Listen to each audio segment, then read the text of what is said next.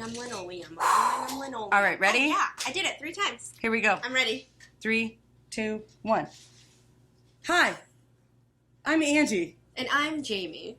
We're not porn stars anymore. No, that's not right. You said it wrong. I don't know why I'm here or what I'm doing. Did you ever want to know the dirty details of your therapist's life? Welcome to the Shrink Show.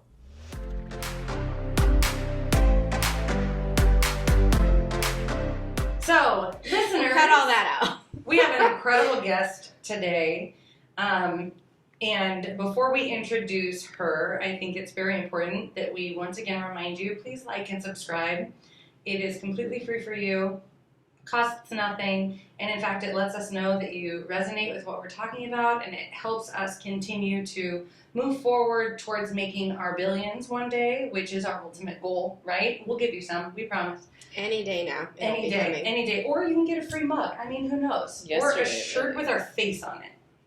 That might be great. That's worth $1 billion right there. I mean, you know what? Maybe we just charge $1 billion and then we've made it. For a single t-shirt? Yeah. Yeah, that'll go fast. I think it will. I think so. Yeah. So Jaime is the one that apparently only brings guests. I know. I can't get any of my goddamn guests on here. I've brought every guest so far. I have asked so many people. Fucking wait, Angee. Okay. God. So, it's because you're left-brained. Oh my gosh. So our guest today is Michelle Yates. And she is our registered dietitian and owner of Yates Nutrition, right? Yeah. Yay! How'd you pick that name? I know, it's shocking, right? I know. I was up for weeks trying to figure it out. Isn't it so hard, though? I mean, feel like sometimes. That one was easy for me, but there's been some other things where I'm like tossing and turning about it, for sure. But Okay. that one was... That was a good one. Well, and she has a magical program called Nourish and Free that I completed, so I'm 1,000% biased. But it is amazing, and everyone should do it. I told Angee. So happy. I said everyone should do it, even if they don't think they need it. It's still like practical, like how I say therapy. It's practical things that should have been taught in high school. Yeah. That once you know it, it's applicable. It doesn't mean you need it for life, but it's something that's a great life lesson. Mm-hmm. But yours was just a great life lesson about how to live in a world with food, because we live in a world with food, but yet people, I think, don't know, like they just panic. They go to a crazy place with it. Yeah. And you just made it not a crazy place anymore. That makes me so happy to hear. Yeah. Because you did it, was it like 2 years ago now? Yeah. See, yeah, that's why I do what I do, is to see the longevity of it. And that's why I liked it, because I had just finished a program where I was like, this is not sustainable. I think I called you up and I was like, I think I'm not gonna make it. Like I can't eat 1,200 calories a day. This doesn't seem sustainable for life. And I go, and I'm tired of paying. I don't want to pay for something that's not sustainable. I want just long-term life lessons. And thank God I stumbled upon you on accident and then said, you know what, here's all my money, because I don't know what I'm doing. But was it an accident, or was it Was it fate? Mm-hmm. I know. It was meant to be. It So So we'll start with, your program. Now, like, my interests are piqued. So I don't know if that's the best place to start, or starting, wherever you began, but tell us what is this magic that Jaime speaks of? Yeah, let's go into the program, since we're kind of already talking about that. And I hate talking about myself, so I'd rather talk about my service. Let's do it. So Nourished and Free is really an intuitive eating program, which, if you don't know what that is, I feel like if people haven't heard of intuitive eating, they've probably heard of mindful eating. I think mindful eating is kind of a buzzword too, but it's basically learning to listen to your body's own cues so that you can figure out what you need, both biologically and psychologically, which is what I love about it. I'm a big psychology nerd, actually, and I got my master's in health psychology, so my passion is kind of like food psychology. There's a program called health psychology? Yeah, I don't know how legit it was. I like like it. But you got it. Did you get it off the dark web? I know, but I did work hard for it. It was that all sounds online, fascinating. but anyway, it's health psychology, and I just kind of made it my own into learning more about disordered eating and eating disorders and food psychology. So I love doing that, and that's kind of what the whole program was about, wouldn't you say? Like your mindset around food and your body image, and then also learning. I mean, we're all given bodies that are designed very intelligently to tell us exactly what we need, when we need it, how much of it, and we just kind of have to sit back and listen, but we unlearn how to do that when we grow up in this culture that's so obsessed with being as skinny as possible or being as fit as possible, whatever the latest, like reset your metabolism. Yeah. Like you need to trick your metabolism. Yes, exactly. Into this. All the buzzwords, inflammation, like all the things. Yeah. So is that not a thing, or is that a thing? Resetting your metabolism? Not really. No. I learned it's not. I remember learning this. I'm like, this is just fascinating. My body knows what to do by itself. Because I've never been taught that in diet culture. Because we grew up with like the magazines of like, oh, lose like 10 pounds in 10 days with these things that you eat and like, you know, or slim that fast clickbait and the like 100-calorie these snacks. people all lost 30 pounds by adding this one berry to their diet. Taking this one pill. Yeah, click this. And it's always this weird picture of this, like, I don't know, weird berry. I don't know. I never click on it. Picture, Yeah. No, it's so true. And when we think about it, I'm a mom of 2, and both of my little kiddos, and every baby knows exactly when they need to eat. And think about when you're nursing or bottle feeding too, you're told to feed on command, right? And then at some point we're told that we actually don't know when we're supposed to eat anymore, and we need to just eat according to the schedule. And no offense, I know you like schedule, but that would be me too. Yeah. And I know a lot of people do love like the comfort of schedule and structure, but we're told at some point, like, oh, your body's trying to sabotage you. It's trying to make you gain more weight. So you need to eat 1,200 calories and weigh your lettuce and all of that and track your macros. And those macros, yeah. Yeah. See, I think my biggest problem with a lot of that is I crave a lot of sugar, which I know, obviously, because my body eats it. And if I get away from that far enough, then my body stops craving it. Yeah. My kids are the same way. And so it's like, I can eat intuitively. I eat a goddamn donut every... So you bring up a really interesting point, and that's what deters people a lot of the time from intuitive eating is they're like, well, if I just eat what I want whenever I want, I'm going to have ice cream every meal, every day for the rest of my life. And the thing that I love about it is the psychology aspect. There's actually a lot going on psychologically with our relationship with food that can lead us to always wanting sugar.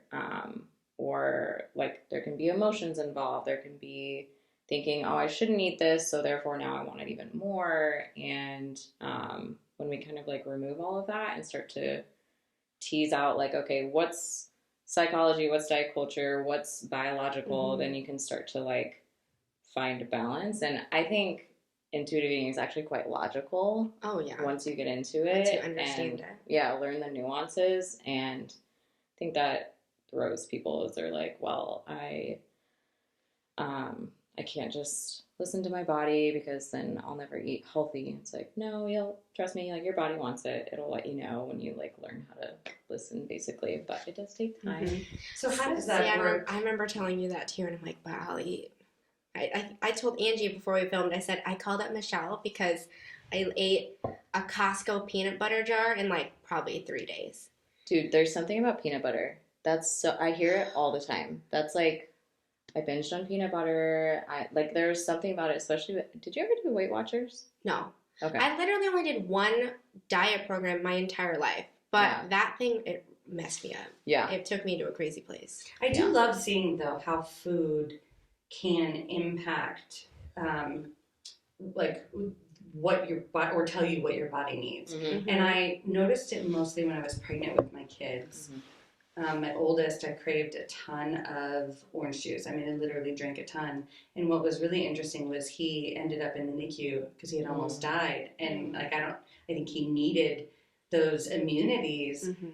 My second, well, I guess my 6-year-old, I ate yogurt and blueberries like a boss. And she has like constipation issues and always needs the probiotics and yogurt. Isn't that funny? I know. And my youngest, it was like meat. She wanted meat. So, and she sleeps like crap. So I'm like, are you anemic? Like, do you need like iron? Like, what is going on? I even took her to the doctor thinking, I sounded like an asshole. I'm like, okay, listen, I craved meat when I was pregnant with her, and she's sleeping like shit. She might have restless legs. I became that psycho crazy place. And my doctor was like, she's fine. You're like, I'm gonna need you to run all of these tests. I'm like, I'm so tired. Pull She's the not iron. fine. She's not fine at all. She's an asshole. I'm anemic. I'm tired. Oh, that's gosh. You're like, please give me an answer. I'm so tired. But it is interesting to see because I'll even notice with her, she'll go through these huge spurts. Like she just went through one where she wanted like 7 bananas a day. It was just like banana. She's gone through that peanut butter spurt too. She ate a Costco jar too, like me. A whole thing. Oh, that girl. In one sitting. And she's 2. She's a badass. Holy shit. Yeah. Wow, good for her. Mm-hmm. No. I'd be concerned. I always remember about intuitive eating. I remember this story that a guy was like stranded on a boat in the ocean somewhere, and he caught a fish, and like he survived for a really long time. But he said how he craved like the fish eyeballs and like a lot of the weird parts of the fish. And he's like, I don't know, I just craved it. Yeah. And they had explained that there was a vitamin within that his body was lacking. Yeah, and his body just intuitively knew to eat it because he craved it. Yeah. I'm like, well, that's fascinating. That's a good example of it. And even pregnancy is a good example too. I think we're much more likely to accept intuitive eating when we're pregnant because it's like, oh, it's all about the baby. This is what baby's craving.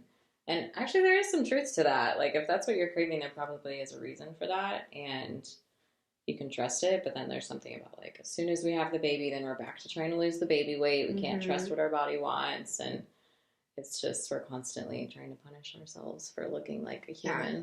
Intuitive eating is so much less work than I think. Because I think even when I started working with you, I'm like, well, I've heard of it because the internet says it. But it makes it sound so complicated. I know. And there's a learning curve. Yeah. And there's nuances. Yeah. But once you get it, it's like... so easy. I mean, it is your instinct. And so it ends up being extremely easy to sustain. Yeah. So how do you walk people through that concept? I mean, I don't want you to give away your whole program, but no, it's okay. Hypothetically, like time-wise, right? Hypothetically, but if you could just walk us through your entire program, that would be great. Because I just think to me like I'm 5. I know. Yeah. I just think about like right now, especially, there's just thinking about myself in general. I would love to learn something like that. However, time, money. Commitment, learning curve. How difficult is this? Because I am a lazy preparer of food. Yeah, same. Like I don't like salad unless it's like so not healthy and drenched in salad dressing. I don't know. I just feel like I do that intuitive way. You got this. It's like a terrible taste. I just want fried things. I want crunchy fried things. Yeah. And it's okay to want those things. Yeah, I mean, my program is 16 weeks for a reason. There's a lot of there's a lot of like, okay, we're going to work on this now, and then we're going to work on this now. And kind of the starting point with everybody is trying to dismantle the food rules that they're coming in with. And get rid of them because you can't really make any progress if you still have them and if you're still putting food on a hierarchy of good and bad or healthy and unhealthy and whatever. It's very difficult to listen to your body if there's this other voice in your head saying like, but you shouldn't want that. It's unhealthy. But then you have to ask yourself like, how do I know that's unhealthy? What was my source? was it this random keto fanatic, and who shall remain unnamed. And so you have to kind of dismantle all of that and get to a place of like neutral, Mm-hmm. and then you can kind of build from there. It's so interesting because it's kind of, Jaime and I were talking earlier about even just applying any situation, you know, if we take away the good and the bad and just see it as is. As an experience. As a or neutral. What did you say it was? A learning lesson. A learning lesson, yeah. You know, just something that is for, because we do, with situations, with food, and food is a really good example of, we often do apply shame, negativity, fear. Like this is the food I can't eat. This is the food I can't eat. So that means this is bad and this one's good. And when I eat that bad one, I'm going to feel terrible. Shame and then proud, right? Mm-hmm. But then it's like, but I'm going to eat this food. So then what does that say about me? And that's why, we were like, let's just take it away. Because I almost feel punished if I have to sit and eat broccoli. An experience. Yes. You know, like, I don't like it. Like salads, honestly. Because I had gestational diabetes with my yogurt baby, right? She hated food. And I legit went to my midwife and I was like, I'm only able to eat salad. Is she going to be okay? Oh, that's so hard. Because I hate salad. I hate it so much. But it was free. It was like free. Right. It was the like free, no calories. That was the good food. Right? Yeah. I was like, I can only eat so many pickles. So salad it is. I guess I'll have another salad. Yeah. But it's just so funny. I'm like, is she going to be all right? Of course she's fine. You're eating. I know. Get over yourself. Yeah. Yeah. And that's another part of it too, is trying to recreate experience with food, so that maybe you have a bad experience with broccoli, let's try and create a different experience with broccoli and maybe prepare it in different ways. Maybe you actually do like it and you have no idea. Let's try out some different things. And salad too, like, you know, everybody has their stuff that they're like, it's usually vegetables, that they're like, I hate this thing. But the reality is, like, your body is going to be asking for those, and so if you can find a way that you enjoy eating them, then you're more likely to listen to it. But you have to figure out a non-traumatic way to eat them. Yeah. How did you arrive into this career path? That's a good question. This is where I have to talk about myself. You do. And you talk about we're it gonna loudly need a long backstory so for that our guests therapists. can hear. So we're going to really digest this. Okay? Guests. I keep saying guests. Listeners. They could be your guests. You could, I mean, we're in a crowd room. That's true. People, or a room full of people, right? Guest. Yeah. Oh, should I add a laugh track? Do it. Oh my God, please do. I'm going to need you to do that. Clapping. And then just get the faces. There's like little hands coming up in the thing. You know? Oh my God. The stock images. I love it. I'm totally going to do You it. can just put like a whole bunch of cutouts of faces on it, so it looks like we're in an audience. Just terrible green screen. Just make it look great. Do it. I'm doing Count it. on that. And no one will even know. So to answer your question, I grew up a dancer, and stereotype totally rings true, by the way. Dancers are obsessed with being as skinny as possible, and so that was me. That's so funny. I just looked at a picture of myself because I was a dancer, and I just showed my husband, and I'm like, I thought I was fat. Yeah. And I was so thin. Yeah. Like so thin. I wasn't like absurdly thin. I don't have that kind of body, but I was thin, and I'm like, I looked at myself and I was like, ew. Yeah. Compared to like how you remember yourself, you're like, God, that's if not only. what I remember. If only.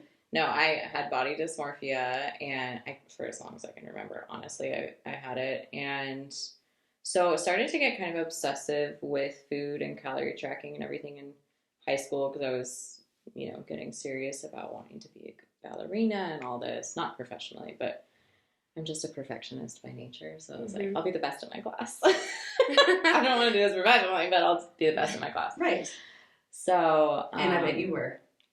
I don't know. Depends on who you ask. I'm asking you. I bet you were. I'm very critical of myself, so you're never going to hear me say I was. We're going to have to do an episode on that. Yes. Because there's unpack no all one, my trauma. I know. there is no We're one gonna here clean to that up debunk today. that. Shine brightly, my love. Shine brightly. Atta girl. I was the star. Yes. Everyone came to Get see it, Michelle. you. Get it. So anyway, I got really obsessive about food and losing weight and stuff. And so how I kind of got into my field is that, and I found that this is really common with dietitians, sadly. A lot of us come from the same origin story of being really obsessed with food. And so we're like, well, that's already my passion, so I'll just turn it into my career. And so that was my motivation, was like, I'm going to go to school. This is already something I'm like thinking about all the time. I might as well be an expert in it because I love it, even though it was from like a really disordered place. And so I got to school excited to learn whatever the perfect diet was and follow it to a T.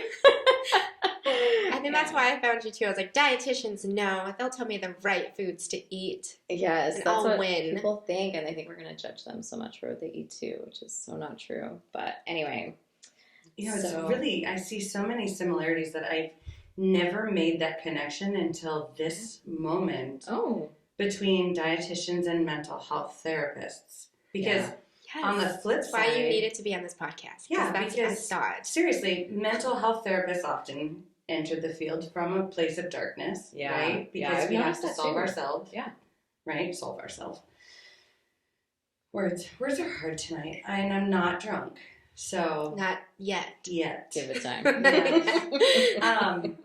But even, you know, that people are afraid to talk to a therapist because they're afraid we're going to judge them, and it's like that's the farthest from the truth. I've heard like all of it. We just want you to be your best self. Yeah. And that's really what I'm hearing from you. No, that's absolutely true. It's just a place of food. Yeah, absolutely. Body size. Yeah, absolutely. And I mean, with that being said, there's always going to be a dietitian who never did recover, and so you kind of have to be on guard for that, I guess. Same with therapists. Yep. So, you know, I've heard the phrase a lot. I'm sure you guys say this. So you kind of have to like try on different therapists to see who you fit with, and that's how I feel about dietitians too. You got to try out different dietitians until you find one you fit with. And I mean, that's a big reason why. Some of them are coming from an interesting place that might not be helpful for you. A place of fear.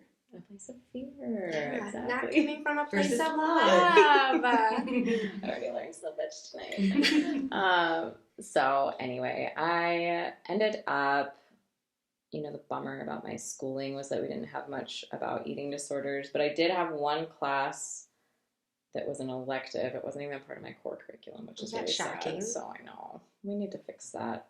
Anybody that's listening to this that's like in charge of that stuff, fix that. Just write that down and fix that. Just search that up and make it happen. Thanks. So I took an elective, and I remember like reading through the diagnoses of anorexia in particular, and I was like, oh, that kind of sounds like me. That's interesting. I'm going to move on from that and ignore that. But obviously. That sounds made up. Obviously not.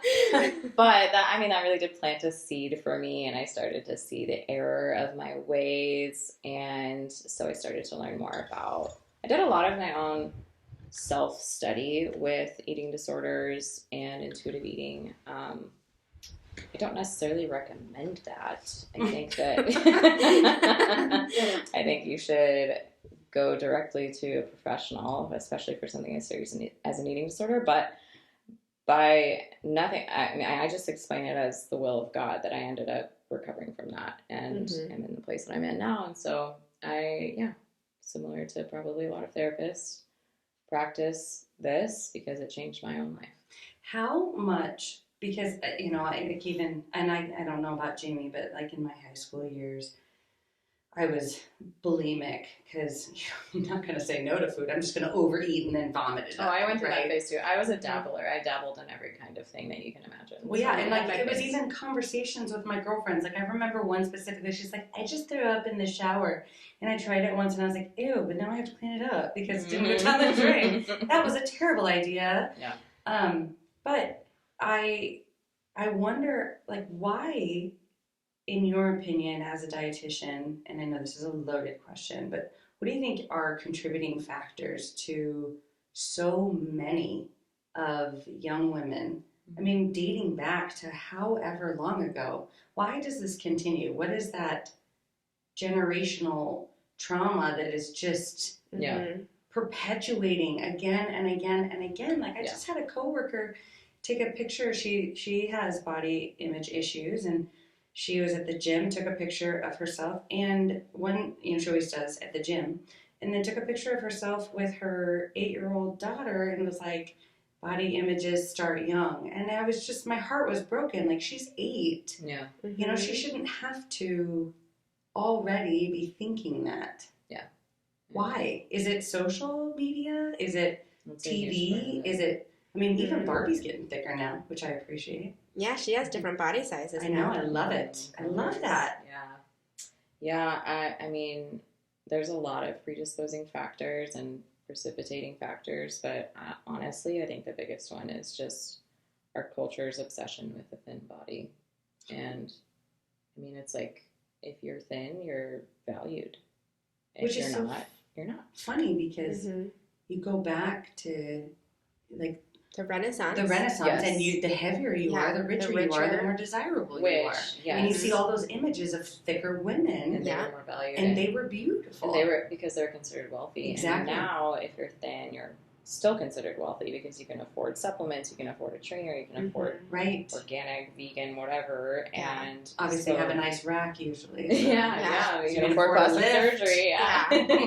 The mommy makeover, and so it's interesting because it's still attached to financial status in some way. And how much of our worth is determined by the way we look, by society, by society's values. Ugh, drives me crazy. Like, if that were to flip tomorrow, then I'd be like, oh, look at me, I'm wealthy. Let me strip off all my clothes, take pictures. Look at you thin poor people over there. Peasants, get away. It's interesting. It really is. But I think that is a big reason, is just our obsession with weight loss and being a perfect body. And but there's genetic links too. There's how your parents raised you. There's all kinds of stuff that leads into it. Well, yeah, I think about in my family, just we interviewed, my grandma's going to be 100 this year. Oh my goodness. That's amazing. When's her birthday? What April. month? April. You've got good genes, April 16th. Girl. They're not mine, but my siblings have good genes. So anyways, we interviewed her just to get her life story, of course, because she's cognitively just like there. So we're like, let's get her life story. And we did that like 4 years ago, thinking like, we better get it soon. Anywho. Little did you know. I know. What's her secret to a long life? Truthfully, if we're talking about our relationship with food, she eats whatever she wants. Like, she isn't a cook, never has been. I think according to like the societal diet culture, she probably doesn't eat healthy at all. She's a woman after my own heart. So yeah, she gets it. My great-grandmother swore by bacon and eggs. She said, eat bacon and eggs every morning. She was like 98 when she passed. I mean, genetics can do quite one. Magic genetics. Wonders, So anyways, but just listening to her story talk about growing up during the Depression and like the rations and like, it was a very, like, her family was fortunate. They always worked during the Depression, but they knew that like that's not for everybody, and like it is still a tough time, and again, like how everything was rationed during the wars. So anyway, she would talk about, to this day, her and her sister, also alive, they always talk about food like they will describe that was the best pie. Everything that was the best, fill in the blank, everything. And they would have long conversations, like we joke about it, like, oh my God, Grandma was talking about this one sandwich at that one place 76 years ago. It was the best. And it was the best sandwich. And so, anyways, it's fantastic because that's exactly how they talk, but it's a giggle because now thinking, because I come from a generational trauma aspect of like, what are these messages that like we are learning and then passing on? Well, you know, it was a big day. They shared in their stories, her and her sister, on Fridays they would get like a package of hamburgers for like a nickel. And that would be a day they would get hamburgers. And they were like, and they were so good. And even in the interview, and they're giggling each other like they were the best hamburgers. And we were like, I bet. They probably were. My husband still swears by government cheese. I know. Because they had food stamps, and he's like, there was something about that government cheese that was so much better than the store-bought cheese, and it's not the same anymore. But I just think like this mindset of like, you know, food has always been so important, right? And then, you know, even with my parents, like we make these big holidays such a big deal, and like we have our traditions with food, and then again how that gets passed down to like me now raising my children, and like also we even still are like, oh my gosh, this big meal, like we got to start planning now 3 months in advance this dinner we're gonna have, and you know, we just really glorify this food, and that's always kind of how it was passed down. Like, oh, but like we are already like St. Patty's Day is soon in a couple of months, and we're gonna have the best meal. Yeah. But see, that's a glorification of the prepared food, and the reason that I feel like that's glorified is because it's a community, it's a gathering. Yeah. Versus now, like compared to the time when your grandma was born, you had those meals, but you didn't have. But it came from like the scarcity pantry of snacks. Right. Right. But I think that scarcity mindset is also what maybe promotes me to think like I have to overeat. Yeah. Because and like, possibly the portions. Have you seen portions lately? Jeez. Yeah. Louise. But it's just that, you know, we didn't have it. So now like you have to enjoy this. And so now we obviously have access to this. We're not under ration. And so I think just generationally speaking, I think that's why a lot of people, because our parents were raised by my grandma, right? And so they are like, you finish your plate, you eat it. And I think when I worked with Michelle even, I was like, I was always praised for eating and like eating so much. Like, oh, that's so impressive. Like, it was always a huge compliment. Like, oh my gosh.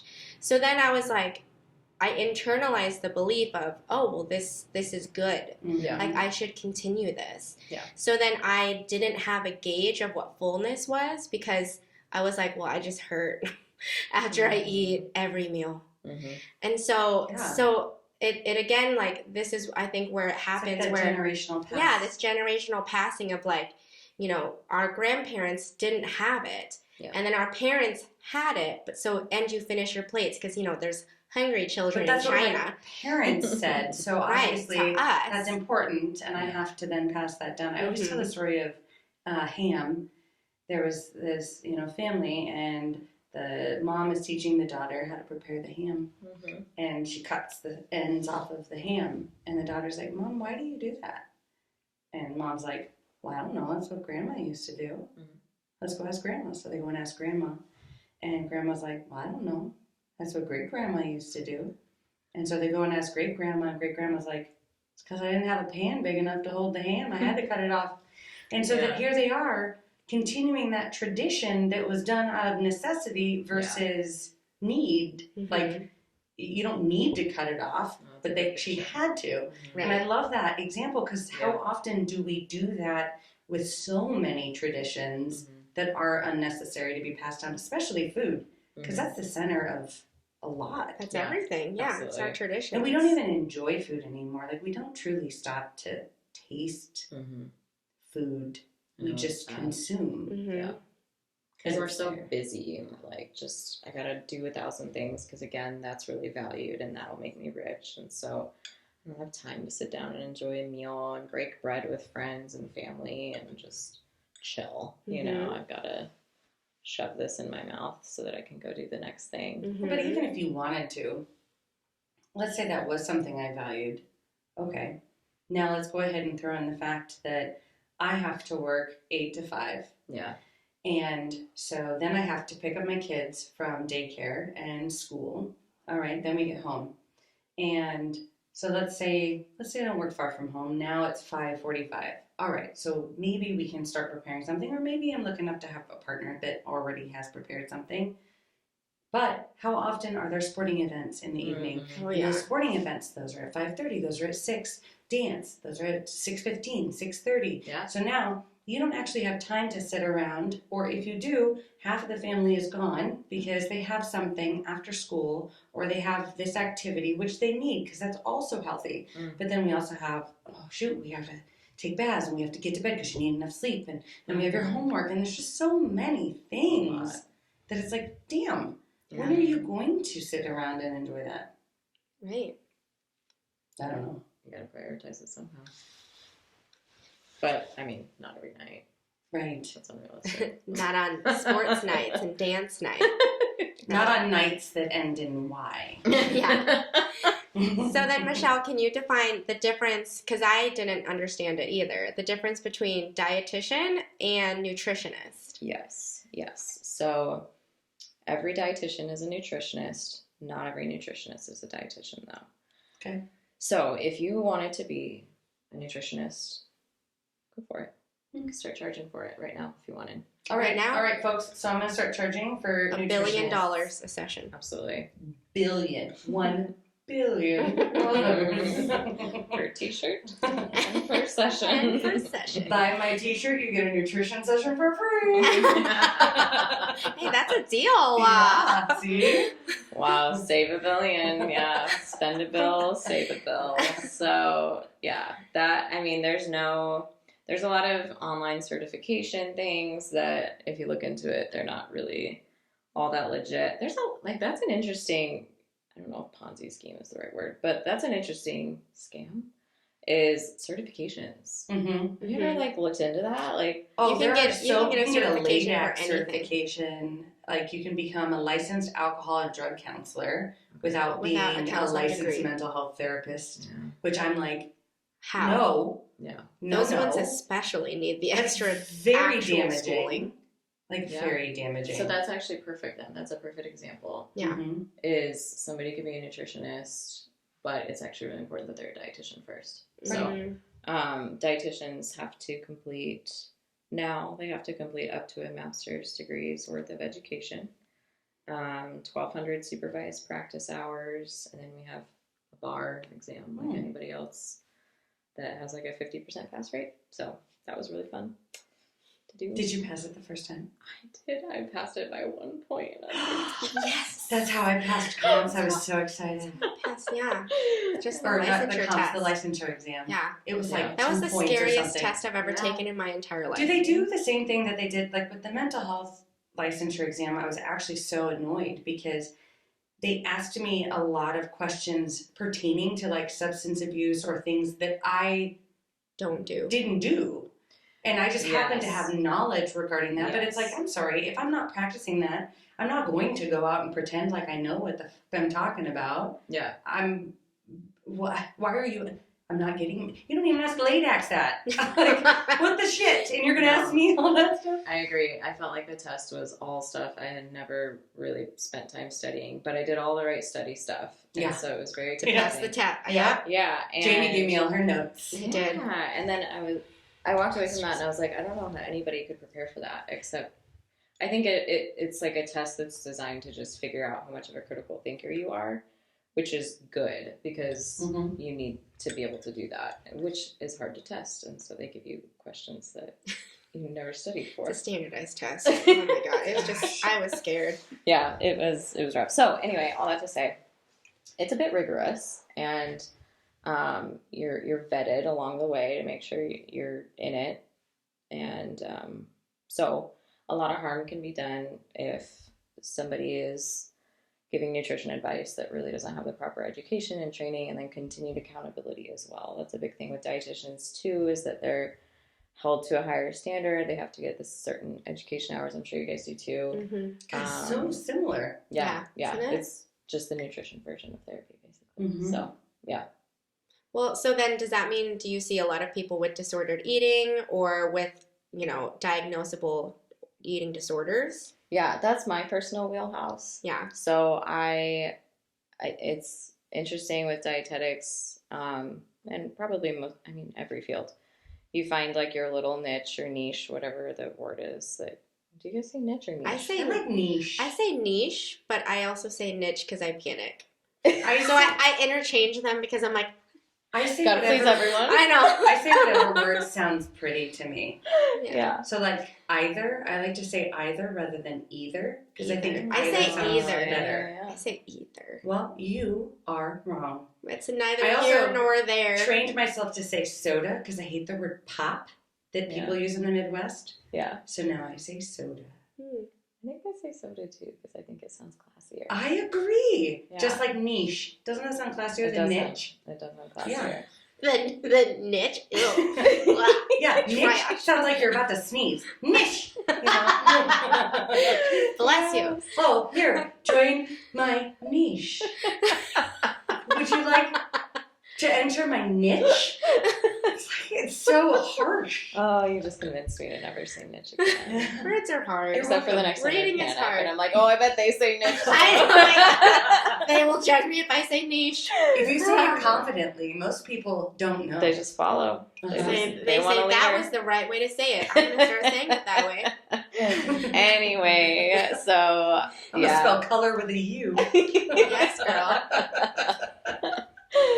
So there, I mean, with any field, there's different niches within the field, and so that's mine. And but with that being said, there is no training on eating disorders except for one elective in most college educations for dietitians. So it does take some extra training and everything. So that's, I mean, if you're struggling with an eating disorder, you know someone who is, find a dietitian that specializes in that, because just because someone's a dietitian doesn't necessarily mean it's going to be taken care of the right way. You're going to have some extra training on that because it's a very sensitive subject matter. And you can do a lot of harm. Yeah, because there's a lot of that psychology to it. Right. Which, I mean, with your health psychology degree. Well, Yes. For it. I am not. I love my therapists, friends, because we work hand in hand with probably with those. that, because it's like a big part of it is food, but really most of the eating disorder is psychology. So can you, since we're on eating disorders, I told a few people about it. Can you define specifically orthorexia? Yeah. Because I think people know bulimia, people know anorexia. Yeah. And I was talking about that one, and everyone's like, I don't know what you're ortho saying. makes me think of bones. So that's so why is I was somebody like, who only eats chicken and so I bones? said, I said, Michelle will define it to our listeners. Orthorexia is not technically recognized in the DSM-5 yet. I think it's proposed though. But basically it's just an obsession with clean eating and like being perfect and having, so it's similar in its manifestation to anorexia, but there's like an extra emphasis on having like pure ingredients and being very clean in the way you eat, whatever that even means to that person. And there's not necessarily a weight obsession, which you will always have that with anorexia. So how is that a bad thing to want to eat clean? Well, I don't mean bad in the, I guess, But like a mental health diagnosis. Yeah. It can be really distressful to always be stressed out about what you're eating and wonder if my coffee creamer is prepared with the right ingredients. And I mean, ultimately can lead to malnutrition if you're never willing to eat gravy. things. There are so many ingredients in so many things. Like I, years ago, found out I was allergic to the planet. And one of those, the whole planet. She's just a walking hive. Cockroaches included, which I was sad. I had to get rid of my pet cockroach, Buttercup. So you're joking. I am joking. Oh, good. Michelle was very upset. It's like, I liked you up until this point, but now everything has changed. She cried about it. Did you not like her name Buttercup? Because I feel like that would be hilarious. That was like, we're very quick with that. I've told that story before. Oh, okay. She's a chronic liar. That's another diagnosable mental health issue that we're working on. Okay. Compulsive liar. Actually, I'm the opposite. I'm almost too honest most of the time. But they told me at the time I was allergic to literally everything I ate. I have the sort of body, I guess, that like forms allergies to things that I eat on a regular basis, which I'm like, well, that doesn't fare well for me because I am a creature of habit and what do I eat? And I literally said to the lady, I was like, ma'am, as I'm crying, this is over the phone, you just told me I'm allergic to everything that I eat. Mm-hmm. That's all I have in my fridge in my cupboard. Like, what am I supposed to eat? She was so rude. She's like, I'm sure you'll find something. Yeah. I spent hours in the grocery store just reading ingredients. I cannot imagine doing that on a regular basis. It was exhausting. There are so many. Yeah. And they don't say, like, I, of course, whey, I now know is milk. But at the time, I didn't realize that was a milk product. So when they tell me I'm allergic to cow's milk, how am I supposed to know the whey that is literally in every prepared food is cow's milk? Yeah. I'm like, ugh. Yeah. You food preparers hate me. I know. Yeah. So, imagine somebody living that way and it just gets worse and worse and worse. And they, that is really debilitating to never be able to eat with friends or family because you didn't prepare the food, and so you don't know what's in it, and you don't know what the ingredients are, and so you're just gonna either not go or come with your lettuce that you triple washed at home, and it's miserable. Like I've seen clients where they'll read the ingredients, and then if they're like, well, I had to eat such and such, the shame that they're filled with or the guilt, and so like just think of like as a therapist when you're working with these people, they feel bad because they just ate a meal with their parents, and they're like, well, it wasn't organic, it wasn't gluten-free, even though they're not even celiac, but they're like, I needed it to have like all organic, no artificial anything, no artificial food coloring. Like they just get so stressed about it, and then how to enjoy it. Yeah, so then they internally are feeling shame and guilt and fat because they had a meal that maybe had like one processed food in it. So it really kind of sounds like intuitive eating and healthy eating is about putting the joy back in food, back in what your body desires. Kind of like mental health therapy is about putting the joy back in who you are and allowing yourself to just be without shame or expectation.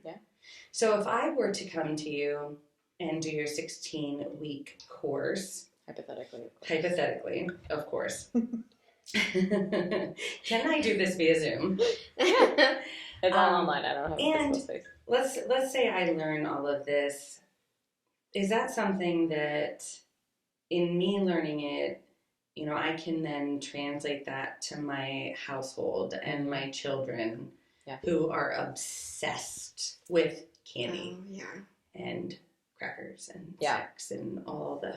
I should just get rid of the shit, but I like it sometimes. This food's for mama. Yeah, I actually don't recommend doing that because then they might feel like they're not supposed to have that food, and so then it can create a little bit of like an obsession about then getting those foods when they do have access to it. My daughter currently is that way with soda because I won't let her have soda. And so she's like, okay, I didn't have candy today. Can I have a Sprite?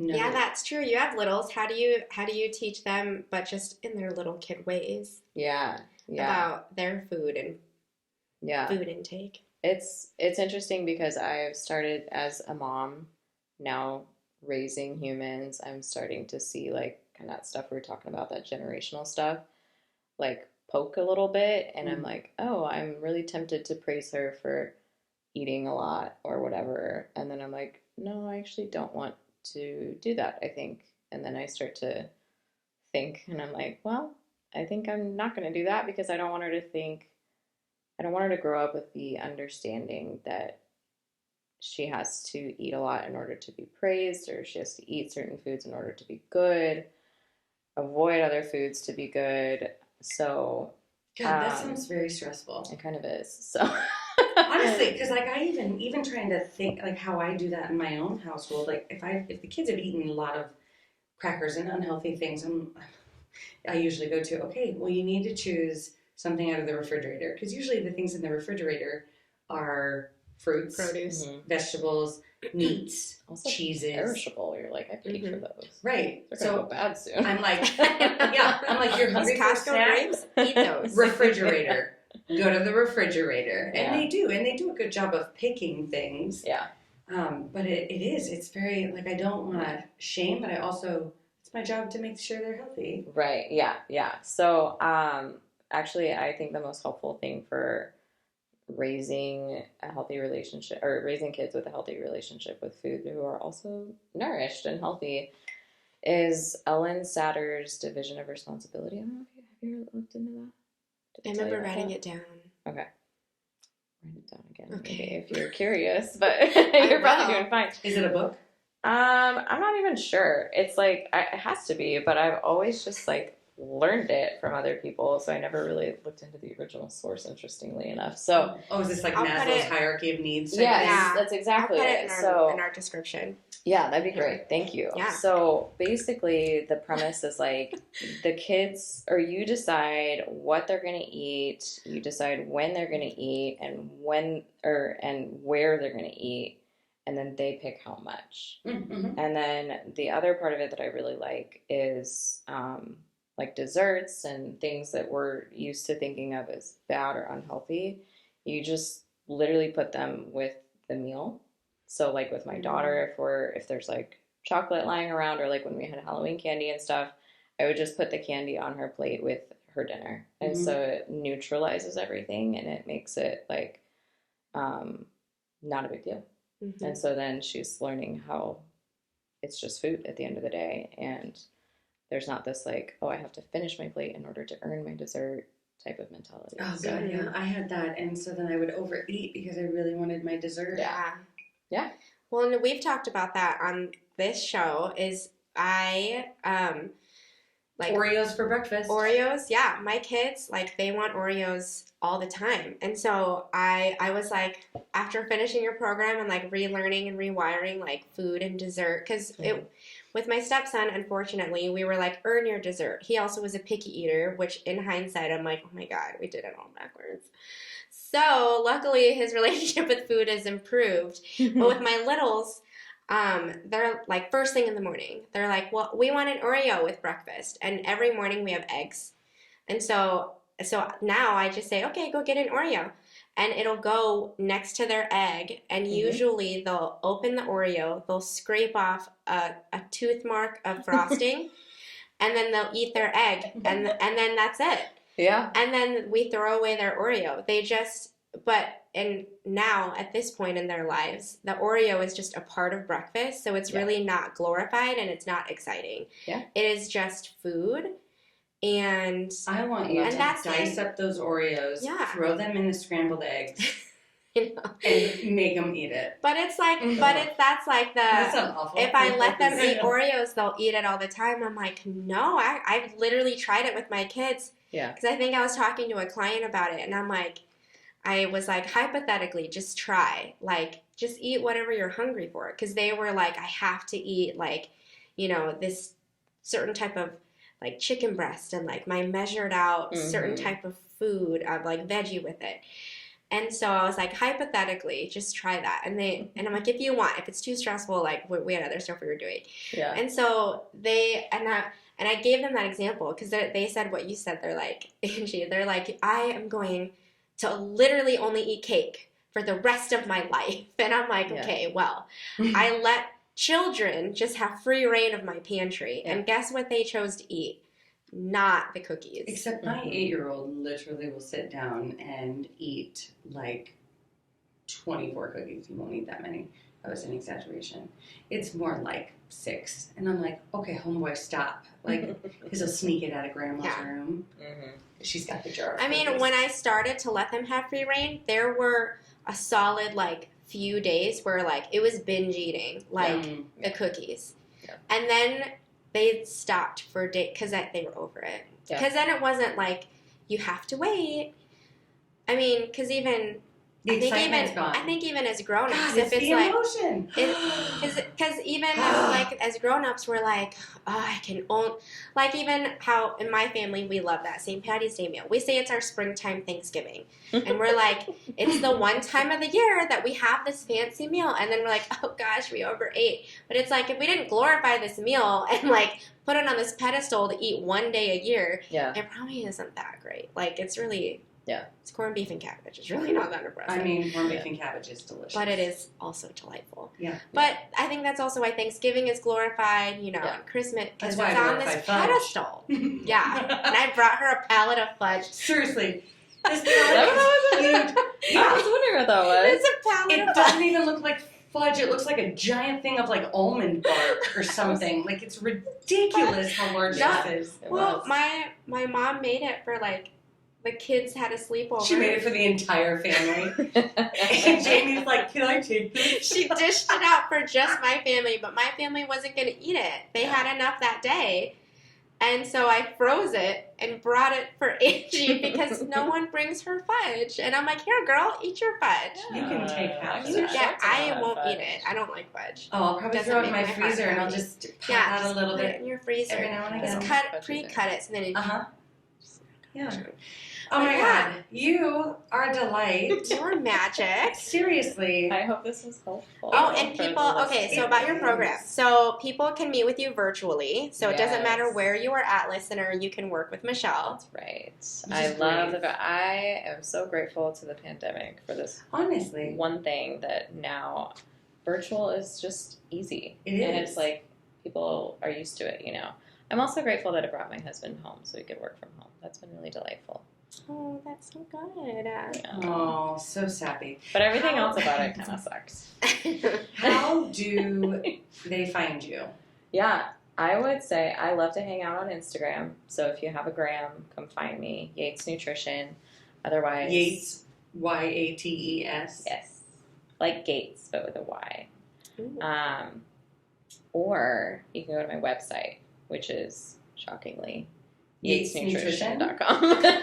How did you think of these? God, You're a rocket it's scientist. incredible how it all synchronistically worked Yeah. together like magic. Yes. And if you want to listen for more fun facts, she also has a podcast. I do have my own podcast. Talk about it. And it's called Nourished and Free after the program. It's not called Yates Nutrition. It's not. Yeah, I right. know, but it's by Yates Nutrition, I guess. Anyway, it is just kind of all things intuitive eating and body image and how to create a healthy relationship with food. So, I yeah. love this so much. We need to do our mugs Yes. really quick. Okay. So mine says, nothing will work unless you do. It's a quote by Maya Angelou, and I really like it with what we're talking about because we have to put in the work, which means we have to be willing to let go of our own insecurities, our own shame, our own biases surrounding food if we want to achieve the nutrition that we are seeking. Wow. I know. That was. I've gotten pretty good at. Oh yeah, we also improv our mugs. Sorry, I didn't. We didn't. We didn't forewarn you. We just pick our mugs, not knowing And then necessarily. we hope it and then fits we with hope the it topic. fits.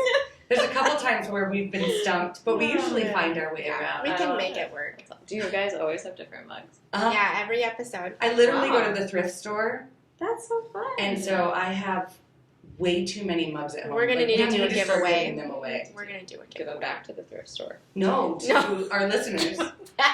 If they buy $1 billion t-shirt. Yes, you buy You $1 get a billion free t-shirt, mug. you also get a free mug. But this mug came from our white elephant at my family's, and it was filled with Pez. Oh, I hate So- Pez. Yeah, Ew. Who likes it? Does anybody my like it? sister does, but she Oh. collects them. That's her crazy. That's how I feel about Good for your peeps sister. as well. Yeah, those They're are fun to- disgusting. I don't understand. Trash. Why do they keep making? Is it a joke? Is this a practical joke? I think it's just because people like to blow them up in the microwave. Wait, I don't you like blow 'em up in the marshmallows. microwave? Yeah, if you nuke them like a marshmallow. Okay, I don't like marshmallows either, but I like them with s'mores. Peeps are a Gross. whole nother level. Marshmallows are gross no matter what. Okay, you're mine. Okay. Mine is brought to you by listener Phillip, my brother. He says, I donut care with a donut. Oh my gosh. Intuitive eating. Yes! I need this. Phillip, where did you get it? Oh, guess what? Cleaning someone's Maybe, space. maybe our first mug. I know. Do you want it? You can take it. You can It take can it. be yours. Really? Yes. Because Seriously? we're literally collecting. Do I have to buy a $1 billion t-shirt first? Yes. One. Let me just call my bank. You just give me an IOU. That's as good as cash. Did you just quote Dumb and Dumber? Yes, I do that all the time, Mom. Yeah. That is my husband's favorite. It is. It's fantastic. Oh my gosh. But I donut care. And it's a Wednesday. And every Wednesday, my kids get donuts. Because when we drop my stepson off at school, we swing by Dunkin'. And I just donut care. And I used to care. But now I do not. But now I donut. I love it. Oh, it's so perfect.